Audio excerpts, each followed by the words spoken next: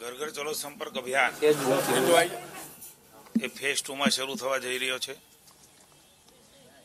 વરદાયમાં રૂપાલ ગામ આપણે સૌ જાણીએ છીએ કે પાંડવ વખતથી આ મંદિરનું અલગ મહત્વ રહેલું છે।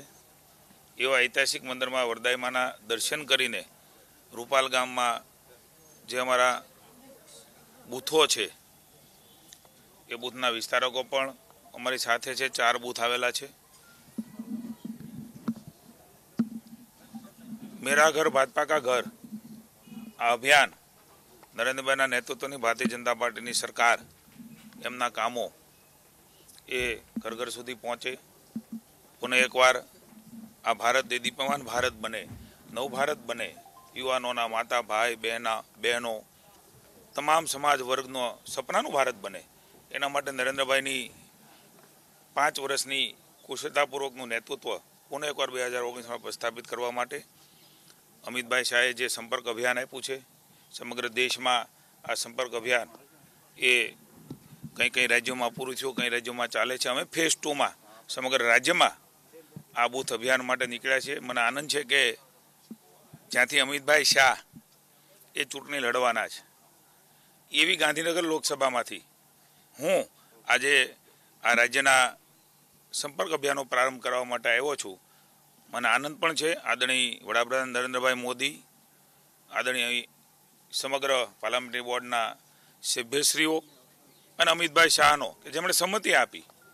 અમારી ચૂંટણી સમિતિએ આદરણીય અમિતભાઈ શાહ એ ગાંધીનગરથી ચૂંટણી લડે એવો ઠરાવ પણ કરેલો, અમે ઠરાવ પણ મોકલેલો અને કેન્દ્રીય ચૂંટણી સમિતિએ અને ખાસ કરીને નરેન્દ્રભાઈએ એક ગુજરાતના પનોતા પુત્ર ગૌરવ જે બૂથમાંથી કામ કરતા કાર્યકર્તાની ભૂમિકામાં કામ કરતા રાષ્ટ્રીય અધ્યક્ષ બને એ મને એમ છે અમારું ગૌરવ છે। અને એ ગુજરાતમાં ગાંધીનગરમાં લડવા આવે છે ત્યારે સ્વાભાવિક છે કે ઉત્સાહ અલગ હોય અને એ ગાંધીનગર સીટમાં આજે સંપર્ક અભિયાન કરાવતા મને ખુશીને આનંદ થાય છે। 26 સીટ જીતવા માટેનું નરેન્દ્રભાઈનું નેતૃત્વ અને અમિતભાઈનું બળ, એનું કૌશલ્ય એ અમને એક નવી ઉર્જા સમગ્ર કાર્યકર્તાઓને આપશે। આપ પણ જોઈ રહ્યા છો કે ઉત્સાહથી જ્યારથી નામની જાહેરાત થઈ છે ત્યારથી એક કાર્યકર્તાઓમાં એક નવો ઉત્સાહનો સંચાર એ આપણે સૌ જોઈ રહ્યા છીએ। ગુજરાતની જનતા પણ આદરણીય અમિતભાઈના એક કામને, એમની સેવાને, એમના જાહેર જીવનને ખૂબ બારીકાઈથી જોયું છે। એટલા માટે સમગ્ર રાજ્ય પણ આજે આનંદિત છે કે આપણા અમિતભાઈ એ અહીંયા ગાંધીનગરથી લડવા જઈ રહ્યા છે।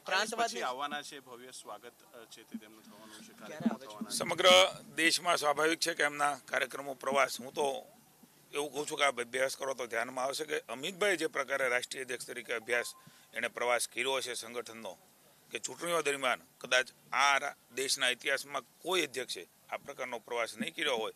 એમના પોતપોતાના શિડ્યુલ મુજબ એને જ્યાં પણ અન્ય રાજ્યોમાં જવાનું હશે, જેમ કે અમારું પણ 24, 25, 26 એ દરેક લોકસભા વાઇઝ એક કાર્યકર્તા સંમેલન એ મળી રહ્યું છે।